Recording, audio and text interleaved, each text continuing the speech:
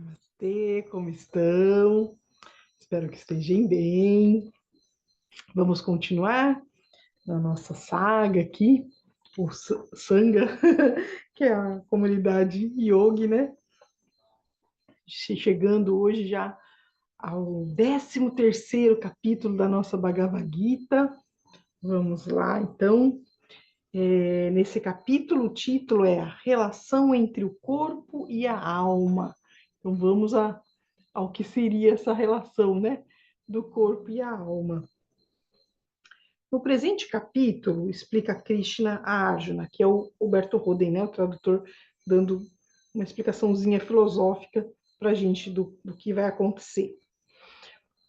Então, neste capítulo, Krishna vai explicar para Arjuna o monismo macrocósmico e o monismo microcósmico, aquela célebre frase de Hermes Trismegisto, né? O que está lá em cima está embaixo, né? Mesmo as leis que regem o universo regem um microcosmo nosso, né? Então aqui vai ser uma explicação disso dada direto por Krishna para nós, né? A absoluta unidade do universo sideral e do universo hominal. Entretanto, essa absoluta unidade da essência se manifesta sem cessar na dualidade. Então, né, como ele já explicou em várias outras questões, o nosso universo é dual, né? Ele vem, né, na Trindade, depois tem a energia, né, as duas energias, feminina, masculina, né, positiva, negativa, que vai gerar os elementos e até trazer toda a descendência, né, para a nossa matéria. Tem essa conexão realmente dual, né? Então, ou pluralidade das existências, né? O que os nossos sentidos percebem e o intelecto concebe é a pluralidade existencial que decorre necessariamente da unidade essencial. E por isso não pode ser taxada de simples ilusão, um maia, né? Aliás, a conhecida palavra sânscrita maya não quer dizer propriamente ilusão, no sentido de engano e irrealidade. Esse termo é derivado de Maha, grande, e Ya, afirmação. Quer dizer, o mundo fenomenal, o mundo dos fenômenos, esse mundo que a gente vê aqui, é a grande afirmação da realidade numenal, do nous, né, da essência de Brahman, da realidade. Então, aqui, né, tira um pouco aquela nossa conexão meio esquizofrênica, não, aqui a materialidade é só uma ilusão, a realidade só está lá. Não, é uma ilusão, mas essa ilusão como também é manifestação divina, né? Isso que a gente tem que ter como consciência, né? E ele ainda continua, né? Também a palavra latina illusio, ilusão, é composta de in, dentro, illusio, palavra derivada de ludere, que quer dizer jogar, brincar, né? De maneira que illusio significa o jogo interno, ou seja, a projeção imanente da realidade transcendente. Nesse sentido, escreveu Salomão, cerca de 1000 anos antes de Cristo, no livro de Provérbios, a sabedoria de Deus brinca, ludite, com todos os dias sobre o orbe terráqueo. Né? Então, é nesse sentido que Krishna fala também, né? A natureza é, pois, maia e ilúsio, no sentido de grande afirmação ou jogo interno, que são como que os reflexos visíveis projetados no espelho bidimensional de tempo e espaço do mundo visível. Quando então o homem, em estado de suprema cosmovidência, vê a realidade essencial para além de todas as facticidades existenciais, então tem ele uma visão para além dos espelhos e enigmas das facticidades. Então o homem vê face a face a própria realidade. Então é um grande jogo, né? Todo esse mundo material é um grande jogo para a gente realmente ver a realidade suprema, né? Isso que ele quer dizer, né? Mas aqui terminam palavras e pensamentos, e impera o eterno silêncio da visão direta da realidade.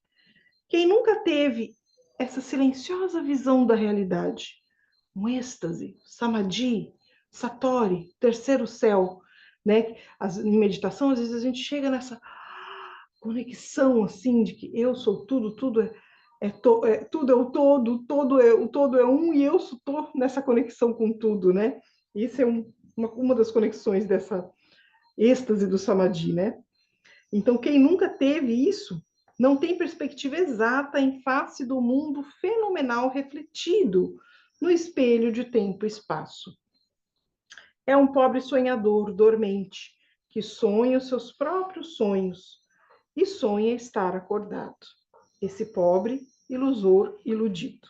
Então, né, ele muito metaforicamente, muito poeticamente brinca, né, com o significado e a essência do que seria essa realidade nossa como Maia. Isso que foi a introdução do Holden, né? Então, nós, na verdade, né, a nossa mente ilude a gente que a gente está nesse Maia, né?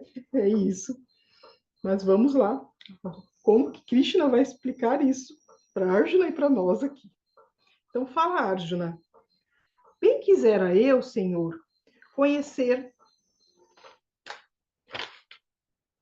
a natureza do corpo material, que parece viver, e da alma que vive. Quisera conhecer o campo da vida, da ação, e também o conhecedor desse campo, o conhecimento e o objeto desse conhecimento. Nossa, então ele quer conhecer tudo, né? O Arjuna, ele é corajoso mesmo, né? Então vamos só voltar aqui. Então ele falou para Krishna que ele quer conhecer a natureza do corpo material, a alma que vive, o campo da vida e da ação e o conhecedor desse campo, e o conhecimento e o objeto desse conhecimento. Olha tanto de coisa que ele falou em poucas palavras aqui, né? E aí fala Krishna, né? Ó filho da terra, o corpo é o campo. A alma, consciente nesse corpo, é pelo sábio chamado de conhecedor do campo.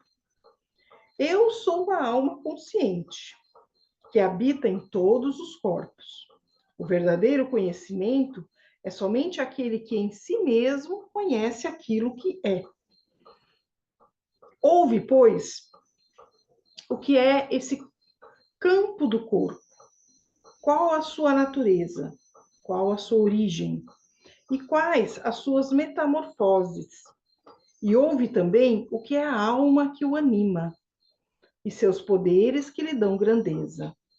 Esta verdade foi cantada pelos videntes, de modos vários, preconizadas pelos Vedas e explanada nos comentários dos Brahmanes, com arguto, raciocínio e lucidez filosófica. A energia primeva é imanifesta.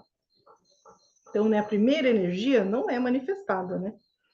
A vida consciente, a mente e a invisível força do espírito, os sentidos externos e os objetos da sua percepção foram o veículo que a alma constrói. Então, né, aqui é bem complexo, né? Então, ele está dizendo, a primeira energia, então, ela não é manifesta. Aí depois, o que então seria manifesto? Né? A vida consciente, né? Então, começa a vida, a mente, a força do espírito, e aí ele traz para os sentidos, né? Externos, nossos sentidos, aí os objetos da percepção. Isso tudo é o veículo para a alma, né? Aí ele vai transcender um pouco mais a explicação, né? Afeição e aversão, prazer e dor, percepção, vontade, intelecto, consciência. São esses os atributos que lhe competem. Então, ele está falando da alma, lembra? Então, esses são os atributos da alma, né? Humildade, sinceridade, paciência, proibidade, não violência, pureza, fidelidade, constância, fortaleza, autodomínio, amor à verdade, reverência em face do sagrado, menosprezo de satisfações sensuais, total libertação do egoísmo, clareza sobre o valor relativo de nascimento e morte, velhice, enfermidade e dor, liberdade de apego, não identificação do eu com esposa ou filho, casa ou qualquer propriedade material, manutenção da serenidade interna em face de circunstâncias gratas ou ingratas, indeclinável devotamento a mim, a minha Deus, né? Ele não coloca só como Krishna, como se fosse os Vaishnavas só. Qualquer conexão com Deus de qualquer religião, né? Obtido por incessante focalização do meu ser, amor à solidão, aversão à adulação pública, consagração ao conhecimento da verdade e à realização do eu. Tudo isso é chamado sabedoria. O que lhe é contrário é a ignorância.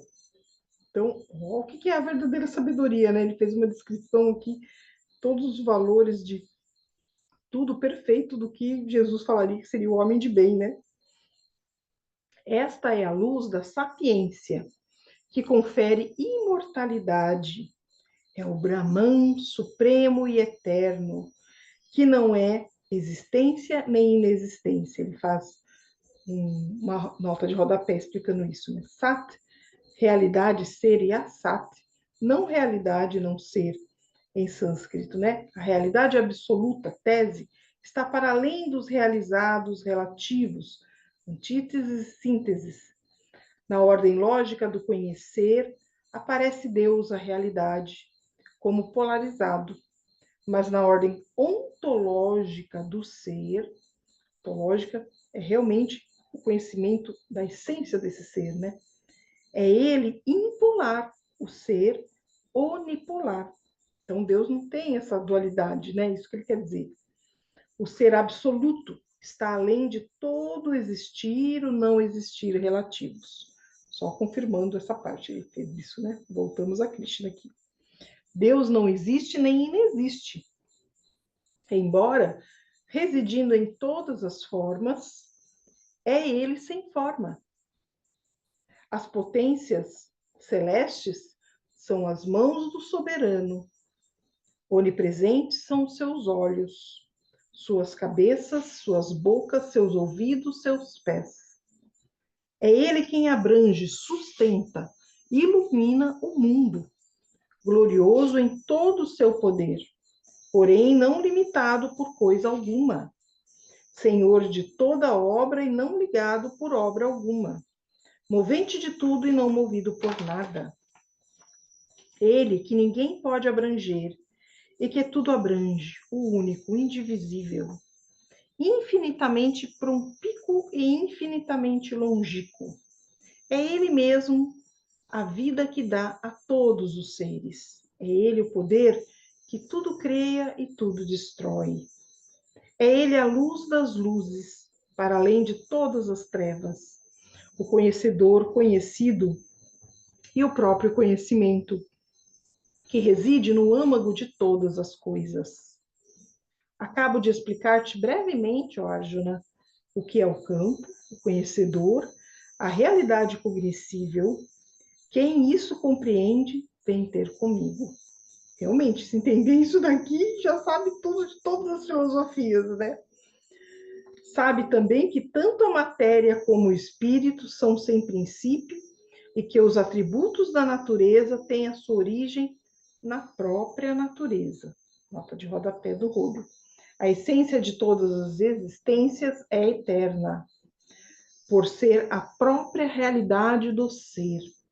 A diversidade no tempo e no espaço provém das existências. Voltamos a Krishna aqui, ó. Atua a matéria em virtude do seu poder interno, construindo formas mutáveis. O espírito que nela habita e a fecunda faz com que ela experimente prazer e sofrimento. Aí o Berto Rodi dá a nota de rodapé também aqui, ó. Matéria e espírito não são contrários, mas complementares, um ao outro. São dois símbolos para um simbolizado. que está para além deles e eternamente ignoto, o grande X, a indecifrável incógnita. Deus não é nem espírito nem matéria, no sentido polarizado em que usamos esses termos. Deus é a realidade absoluta, para além de todos os pares de opostos relativos do nosso conhecer. O materialista ingênuo julga saber o que é a matéria, mas engana-se. O que ele conhece são apenas alguns dos fenômenos empíricos da matéria, cuja íntima essência nos é tão desconhecida como a do espírito. O positivo do espírito e o negativo da matéria são derivados do neutro, ou universal, de uma realidade ultra-espiritual e ultramaterial. Mas essa grande tese, para além das antíteses e sínteses, é para nós eterno enigma e indevassável mistério. Isso é filosofia do Holden, né? Voltamos a Krishna aqui. Quando o espírito se une à matéria, participa dos atributos que caracterizam a natureza e com eles produz bem e o mal. O Supremo Espírito Cósmico é o dominador onipotente, senhor e espectador. É o nome que lhe dão. Embora incorporado em invólucros terrenos, permanece ele indene do impacto da natureza. Aquele que, deste modo, se conhece a si mesmo, como sendo esse espírito, alcançou a luz verdadeira.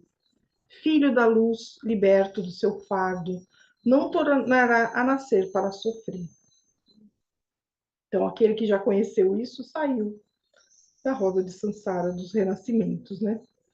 Pelo autoconhecimento, encontram alguns homens o seu verdadeiro eu. Outros pelo caminho do raciocínio e por atividade de sabedoria e santidade. Outros demandam a luz, seguindo os ensinamentos de mestres iluminados. E assim também eles superam a morte. Todo ser que existe, seja móvel ou imóvel, planta ou animal, é um composto de matéria e espírito. E aquele que nessas formas mutáveis contemplar a mim, o único, Supremo Senhor, o incriado e imutável, esse é um vidente que realmente vê. Quem exagera o onipotente Senhor do mundo, quem enxerga o onipotente Senhor do mundo em si mesmo e nos outros seres, esse removeu do eu o véu do ego, deixa de fazer o mal e anda seguro, rumo à plena realização. Aquele que conhece o que a natureza produz, só ela o faz, e que o eu é inativo e simples espectador, esse também é vidente. Aí tem notinha de rodapé do Holden. Não é o ego pessoal do homem, mas é o seu eu universal, o Deus interno, a natureza essencial que tudo produz. As obras que faço não sou eu, meu ego, quem as faz, mas sim o Pai que em mim está, o eu divino, né? Jesus dizia isso já, né? Que Deus explicou isso, né? E quem compreende que a multiforme pluralidade da criatura vem da unidade e finalmente convergirá na unidade, esse vive em Deus. O Ser Supremo é livre de coação, livre dos atributos da natureza. E mesmo quando incorporado, não é atingido por nada que a natureza opera. Assim como o éter permeia os corpos, sem ser por ele limitado, assim habita o espírito cósmico nos seres, totalmente livre e não afetado pelas obras deles. Assim como a luz solar penetra os espaços sem ser maculada pelo lugar em que está, assim brilha a luz do Supremo Eu, imanente em tudo, pura e imaculada. Aquele que assim, pela visão da sabedoria, compreende a diferença entre espírito e matéria, e como a luz se liberta das trevas em todas as coisas da natureza, esse atingiu a luz e entra no reino da paz. Shanti, Shanti, Shanti. Termina aqui esse capítulo retumbante, né? Sobre uma explicação ontológica do ser. Super profunda filosofia esse capítulo, né? Se quiserem, escutem mais de uma vez para a gente começar, né, realmente a digerir, começar a entender que é muito profundo, né? Tem uma página que ele colocou no meio desse capítulo que eu achei lindo, né?